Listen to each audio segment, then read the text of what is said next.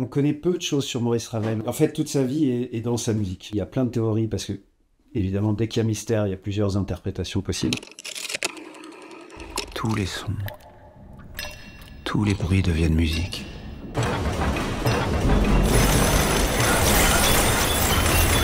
Je crois à quelque chose qui doit surgir, une idée. Je suis une metteuse en scène qui s'appelle Anne Fontaine. J'ai fait un film Boléro, d'après Maurice Ravel, que j'ai un comédien merveilleux qui est à côté de moi, qui a flirté avec une qualité incroyable de jeu, de finesse. Félicitations, monsieur Ravel. Merci. Cher maître, votre musique m'a électrisé. Vous êtes sûr que vous ne voulez pas rejoindre la fête? Pas moi qui veux le voir, c'est Maurice Ravel. Et qui êtes-vous sinon Maurice Ravel? Pas grand-chose. C'est une musique qui envoûte, qui rentre dans l'imaginaire des gens qui l'entendent. Et là, dans le film, on voit comment, de l'intérieur, cette musique est arrivée dans l'esprit et dans les mains de compositeurs incroyables qui est Maurice Ravel. C'est une musique qu'il a eu beaucoup de mal à trouver. Et puis finalement, il l'a trouvée très rapidement, tout d'un coup. Il a associé à sa découverte tous les sons qui le hantaient, les sons répétitifs, des clochers, des oiseaux, des usines.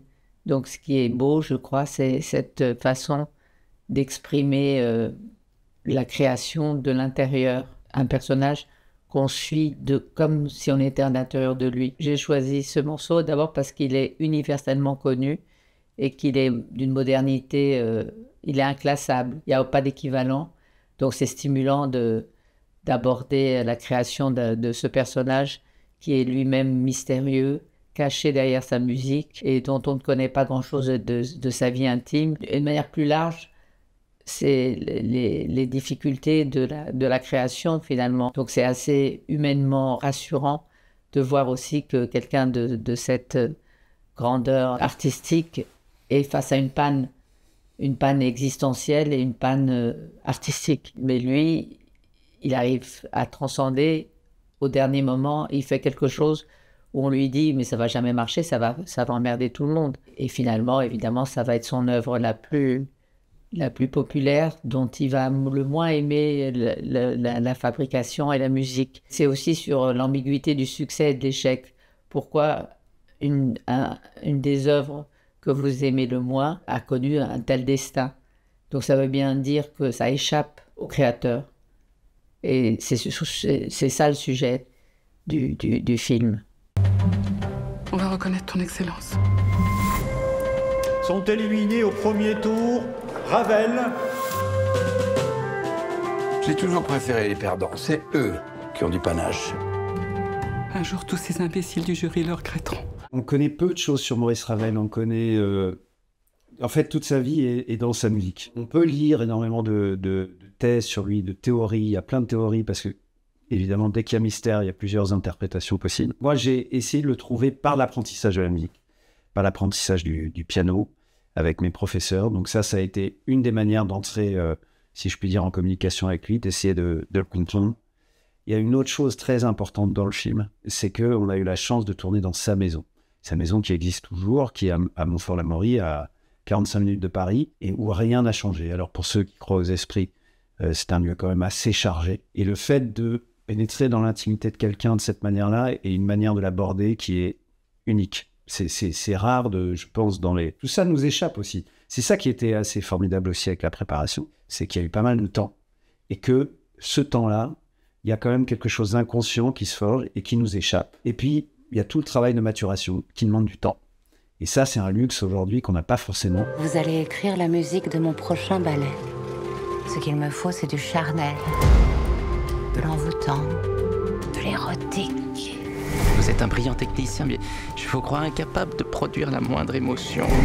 Vous n'avez pas assez confiance en la vie, Maurice.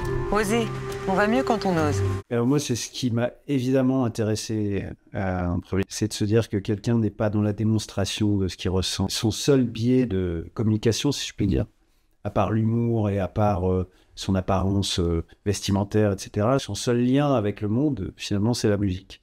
Et se dire qu'on va jouer quelqu'un qui ne montre rien, ça demande une vraie confiance dans le regard aussi que Anne va porter sur ce personnage. Il n'y a pas grand-chose à faire si ce n'est que d'être dans l'instant, de ressentir, ce qui est déjà beaucoup. Mais d'avoir une réalisatrice qui va filmer ça et qui va vraiment le capter, ça n'est pas toujours le cas. Quand vous avez cette confiance-là qu'on a su nouer très vite, en amont et puis sur le plateau, très vite, vous vous laissez porter par ça. Il y avait quelque chose d'étonnant, c'est que quand on parle de grandes figures comme ça, vous allez avoir des acteurs qui disent hey, « j'ai appris le piano », enfin c'est des grands mots comme ça. Mais la vérité, c'est que vous vous retrouvez devant avec plein d'autres acteurs et que, en fait, tout se crée sur le moment. Et il y a une part d'improvisation. La confiance que vous devez faire au public pour voir ça, vous avez rien à démontrer. La puissance du scénario est tellement présente que si vous commentez ce que vous êtes en train de jouer, en fait, tout ça va tomber à plat. Donc après, vous essayez de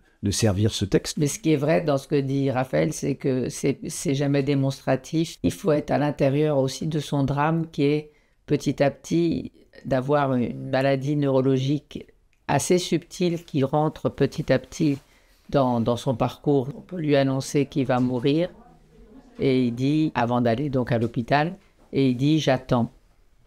J'attends quoi? Il attend les choses inéluctables, c'est-à-dire la fin.